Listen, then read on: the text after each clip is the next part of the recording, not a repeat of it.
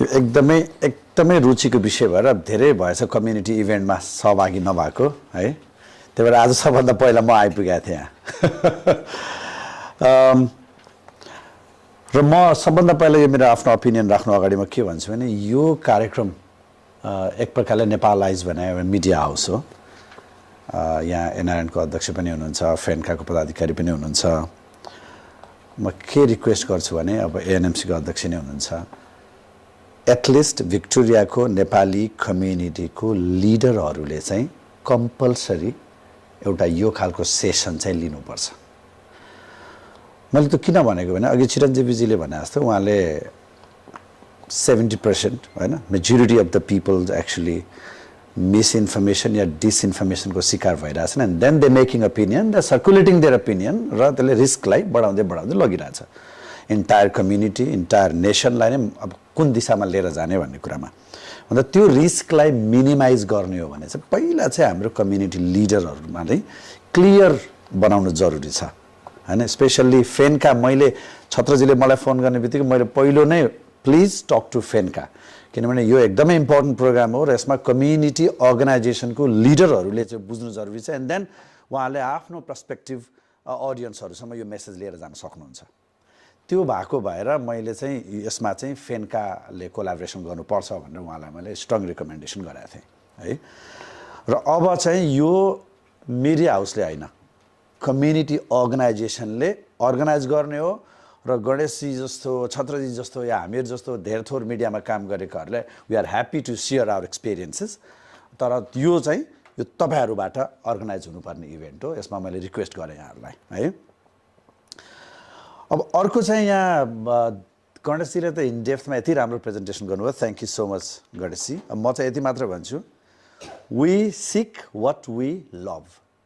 हामी त्यही खोज्छौँ जो हामी मन पराउँछौँ। तर अहिले जमाना बदलियो, they supply what we love. अब उनीहरूले हामीलाई पठाउँदैछन् जो हामीलाई मनपर्छ। खोज्नुपर्ने बेला सक्यो भनेपछि अब खोज्दा चाहिँ के थियो भन्दा मैले अलिकति मेहनत गर्थेँ होइन, मेरो चाहेको चिजहरू विषयवस्तुहरू छनौट गर्थेँ। अब त्यो छैन। अब तपाईँलाई छनौट गर्नलाई त एउटा बाढी आउँदैछ, त्यहाँबाट के छनौट गर्ने, के सही के खराब, कुन आधारमा तपाईँ छनौट गर्नुहुन्छ भन्दा अब तपाईँ एउटा ठुलो भेलबाढीको बिचमा हुनुहुन्छ। त्यहाँबाट बच्न चाहिँ अघि चिरञ्जीवीजीले भने जस्तो यो दुनियाँभरका मान्छेहरू लागिरहेछन् यसबाट कसरी बच्ने भनेर होइन। पहिला तपाईँले सुन्नुभएको थियो होला विश्वयुद्ध कसरी हुन्थ्यो, विश्वयुद्धमा एक देशले अर्को देशलाई कसरी प्रहार गर्थ्यो या कुनै देशले अर्को देशको नेतृत्व पतन गराउनु पर्यो भने के तिग्डम गर्थ्यो। अहिले सजिलो छ। अहिले कुनै पनि समाजका बुझेका भनिएका मानिसहरूको एउटा झुन्डलाई 2-4 वर्ष ट्रेन गर्यो भने तिनीहरूले आफै रसातलमा पुर्याइदिन्छन्। त्यसकारण यो गहिरो छ। यो गहिरो विषयभित्र जानुभन्दा पनि अलिकति सतहमा बसेर हामीले एज एन इन्डिभिजुअल हामीले के गर्न सक्छौँ भन्ने कुरामा चाहिँ यहाँ धेरै कुरा त आइसकेको छ। तर मलाई लागेको कुरा, मैले पनि यो कम्युनिटीमा धेरै सिनियर दाइहरूसँग लिडर्सहरूसँग इन्ट्रेक्सन गर्दा मैले बुझेको कुरा चाहिँ यो लिट्रेसीमा चाहिँ यो मिडिया लिट्रेसी कन्टेक्स्टमा हामीले बुझ्नुपर्ने समाचार कसरी बन्छन्। अलिकति चिरञ्जीवीजीले भन्नुभयो, कुनै इभेन्ट होला, कुनै घटना होला, त्यहाँबाट इन्फर्मेसन हामी कहाँ आइपुग्छ, इन्फर्मेसनको आधारमा कसैले त्यसलाई समाचार बनाउँछ। अब त्यसलाई समाचार बनाउने मान्छेको नियत त अलिकति त समाचारमा नै घुसाइहाल्छ। अब कोही मान्छे थियो, तेरो यहाँ नियत देखियो है भनेर नियतलाई बाहिर निकालेर विशुद्ध समाचार बनाइदिन्थ्यो। अहिले त हाम्रो सबको हातमा के छ, मोबाइल छ। गजबको हाई डेफिनेसनको भिडियो खिच्न मिल्छ, फोटो खिच्न मिल्छ। अनि अहिले हामी बरु पहिला हामीहरूले अखबारमा काम गर्दा मलाई याद छ, अखबार बिहिबार निस्किन्छ भने हामी बुधबार राति 4 बजीतिर अखबार चाहिँ प्रेसमा पठाउँथ्यौँ, 3 बजीतिर प्रेसमा पठाउँथ्यौँ, त्यो हप्ताभरि काम गरेर। अनि त्यो अखबार हामीले 10,000 छाप्थ्यौँ र बाँड्थ्यौँ। कहिलेकाहीँ 10,000 छापेर बाँडेको अखबार मार्केटबाट 5,000 रिटर्न आउँथ्यो होइन। भने 5,000 अखबार मार्केटमा जान्थ्यो। एउटा अखबार 10जनाले पढ्दा पनि कतिजनाले 50,000ले पढ्थ्यो होला। अब अहिले त तपाईँले एक क्लिकमा लाखौँ मान्छेमा 1 मिनटभन्दा कम समयमा तपाईँको सूचना पनि पुग्छ, समाचार पनि पुग्छ, तपाईँले भन्न खोजेको कुरो पनि पुग्छ। अब हेर्नुहोस् त कति खतरनाक छ। यदि तपाईँले गलत भनिरहनु भएको रहेछ भने त्यो कति छिटो कति धेरै मानिसहरूमा गयो। अनि त्यही गलतलाई फेरि तपाईँ जस्तै अर्को बुद्धिजीवीले त्यसलाई फेरि सर्कुलेसन गर्छ, त्यो कति मानिसमा गयो भन्दा अब हामीले पोस्ट गर्ने कुरा, हामीले कुनै पढेको कुरा सेयर गर्ने कुरा। अब यहाँ मैले के देखिरहेको छु भने मेरो घरमा मेरो मम्मी करिब 70 वर्षको हुनुहुन्छ, मेरो बुवा चाहिँ करिब 78 वर्षको हुनुहुन्छ। कहिलेकाहीँ मम्मीले यस्तो कन्टेन्ट सेयर गरिदिनुहुन्छ कि अनि मैले फोन गर्नुपर्छ, यो किन सेयर गर्नुभयो भनेर, होइन? भनेको त्यो लेभलको चाहिँ हाम्रो सचेतना त छैन नि त। अब हामीले के मात्र गर्नु पर्यो भने अब के सेयर गर्ने र के सेयर नगर्नेमा कन्फ्युज छौँ भने सेयर नगर्ने सुरक्षित भयो नि त, होइन? यहाँ अलिकति बुवा आमाहरू पनि भएको हुनाले यति मैले जोडेँ। त्यही भएर हामीले के थाहा पाउनु पऱ्यो भने समाचार कसरी बन्छ, त्यसको स्रोत के हो भन्ने हामीले थाहा पाउनु पऱ्यो। अब स्रोत आइडेन्टिफिकेसन गर्न हामी चाहिँ एक जमानामा पत्रकारिता गरेर मान्छे त कहिलेकाहीँ कन्फ्युज हुन्छ। अघि उहाँले भन्नुभयो एउटा नेपालमा अहिले डिजिटल मिडियाको कुरा गर्दा अनलाइन खबर one of the most trusted brand हो, त्यसले त फेक न्युज कहिलेकाहीँ चिप्लिन्छ, होइन? भने हामी त चिप्लिन्छौँ, हामी यतिका वर्ष काम गरेको, हामीलाई यो कसले लेख्यो मान्छे थाहा हुँदा त चिप्लिन्छौँ, होइन? फलानु एडिटरले त अलिकति राम्रै गर्छ है, अमित ढकालकोमा चाहिँ फेक आउँदैन है भन्यो भने अमित ढकाल त चिप्लिन्छ, होइन? भन्दाखेरि हामीलाई त गाह्रो भइरहेछ भने तपाईँहरू पत्रकारिता नै अनुभव नभएको, समाचार कसरी बन्छ नै थाहा नभएको मान्छेलाई तपाईँले आँखा बन्द गरेर कम्प्लिट विश्वास गर्न थाल्नु हो भने गडबड छ। अलिकति क्रिटिकल सेन्स भन्छ नि, थोरै त्यो चाहिँ यो के हो भनेर अलिकति प्रश्न गर्न सक्ने, एकछिन अडिएर के रहेछ भनेर त्यो चाहिँ हामीले थाहा पाउनु पर्यो। अब मैले यहाँ अर्को टेन्डेन्सी, एउटा ह्युमन टेन्डेन्सी नै के देखाएको छु भने अहिले एल्गोरिदमको कुरा त उहाँले गर्नुभयो, मैले एउटा दुईवटा तिनवटा भिडियो हेऱ्यो भने त्यो भोलिबाट मलाई आउने नै त्यही नै हो, त्यो फिडिङ गरिदिइहाल्छ उनीहरूले, त्यो मार्केटिङ हो त्यो, होइन? अब मैले चाहिँ गुगलमा गएर मलाई चाहिँ बेस्ट हेडसेट के सुन्ने भनेर खोजेँ भने अब मेरो फेसबुक जताततै मलाई त्यो हेडफोन आउँछ भनेपछि उनीहरूले त बिक्री गर्ने मान्छेले त मलाई त थोपरै छ, होइन? समाचार पनि त्यही हो, कन्टेन्ट पनि त्यही हो, रिल पनि त्यही हो, सबै त्यही हो। अब हामीले अलिकति थाहा पाउनुपर्ने कुरा के हो त भन्दाखेरि त्यो टु टेक्निकल भयो। अघि उहाँले पनि थोरै छुन त खोज्नुभयो, तर हामीले युज गरेको डिभाइसेसमा पनि ती ब्लक गर्ने फिचर्सहरू छन्, होइन? अब त्यो त म पनि टेक गाई होइन, मैले पनि अब गणेशजी जस्तो टेक जानेको साथीहरूसँग सिक्ने हो, होइन? तर धेरैको चाहिँ अहिले मोबाइलमा पनि तपाईँलाई फलो कम गर्ने त्यस्तो खालको फिचर्सहरू छन्, त्यहाँ पनि यसो छोरा नातिसँग सिक्नु पऱ्यो तपाईँहरूले पनि, हाम्रो कम्युनिटी लिडरले पनि त्यसमा थोरै ध्यान दिनु पऱ्यो, त्यसमा गऱ्यौँ भने हुन्छ। अर्को कुरा चाहिँ अघि मैले ह्युमन टेन्डेन्सीको कुरा गरेँ, फर इक्जाम्पल अघि धेरै पोलिटिकल एफिलिएसनको इक्जाम्पल पनि आयो, म कङ्ग्रेसी हुँ, होइन?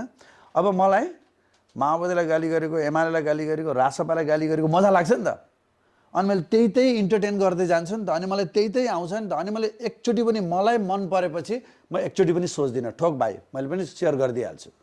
अब त्यो एउटा जुन ह्युमन टेन्डेन्सी छ त्यसैको बजारीकरण भइरहेको हो नि त अहिले, हाम्रो साइकोलोजीको मार्केटिङ चलिरहेको हो नि अहिले, होइन? त्यस कारण तपाईँले असाध्यै मन पराउने कुरो भेडातिर बाख्रा मन पराएको चिज खोज्दै जान्छ अनि खोजिरहेको चिज उसले सप्लाई गर्न थाल्छ नि त, त्यहाँनिर पनि अलिकति सचेत बन्नु पऱ्यो। हामी कम्प्लिट अन्धो हुनु भएन, खास गरी यो सोसियल मिडियामा आएको कुराहरूप्रति, त्यो कुरामा हामीले ध्यान दिनु पऱ्यो। र अर्को चाहिँ अघि मैले भने हामी इन्डिभिजुअल नै पत्रकार हो, सबजना पत्रकार, सबजना कान्तिपुर, सबजना अनलाइन खबर, अहिले हरेक इन्डिभिजुअल, होइन? टक्क तपाईँले याद गर्नुभयो होला, अहिले मैले कता काठमाडौँमा एक दुईजना साथीहरूबाट सुने, काठमाडौँमा ठमेल जानुभयो भने तपाईँले एभ्री चोकमा अहिले राम्रो सङ्ख्यामा चाइनिजहरू भेट्नुहुन्छ जसले फोटो खिचिरहेका हुन्छन् अरे, भिडियो खिचिरहेका हुन्छन् अरे। यो अब एक दुईवटा न्युजमा पनि मैले देखाएको थिएँ, we don't know what they are doing, के गर्दैछन् थाहा छैन भनेको हामी जहाँ पनि लाइभ गरिदिन्छ नि, जहाँ पनि त्यो पनि अर्को एउटा रिस्क भइरहेछ हामीलाई, के देखाउने र के नदेखाउने, त्यो पनि त होला नि त, होइन? जस्तो हामी सबैले लुगा लाएर आएछौँ नि, तर हाम्रो लुगाभित्र के छ सबलाई थाहा छ नि, तर हामीले छोपेर हिँडेछौँ नि भने दुनियाँमा थाहा भएको तर छोप्नुपर्ने चिज पनि छ नि, त्यस कारण सबै भएको मात्रै देखाउने भएर त हामी सबै नाङ्गे हिँड्थ्यौँ होला नि। त्यस कारण केही चिज त छोप्नु पऱ्यो, हाम्रो समाजको लागि, सभ्यताको लागि, संस्कारको लागि, त्यो सबै चिज त हामीले ध्यान दिनुपर्छ होला। त्यस कारण अलिकति हाम्रो यो पूर्वीय सभ्यता धर्मले पनि हामीलाई सिकाएको छ कि के चाहिँ छोप्ने, के भन्ने, के नभन्ने, त्यतातिर पनि हामी लाग्नुपर्छ होला, है? र अर्को हाम्रो अस्ट्रेलियाको कम्युनिटीको कन्टेक्स्टमा चाहिँ एउटा त कम्युनिटी लिडरहरूलाई मैले अघि भने अलिकति सचेतनाको जरुरी छ होला। दोस्रो, यहाँको लोकल पत्रकारहरू, जस्तो हामी कस्तो पत्रकारिता गरेर नेपालबाट आएको, होइन? र हामी यहाँ चाहिँ कस्तो पत्रकारिता गर्दैछौँ, एन्जाले पनि ट्राई गरिरहेछ आफ्नै फेलो पत्रकारहरूलाई चाहिँ हामीले गर्ने पत्रकारिताको मोडालिटी के हो। अघि कुरा आयो यहाँको एटलिस्ट यहाँको ल्यान्ड ल, यहाँको नियम नीति कानुन अनुसार हामी रजिस्टरदेखि लिएर प्र्याक्टिस गराएका छौँ कि छैनौँ, त्यो आफ्नो ठाउँमा छ।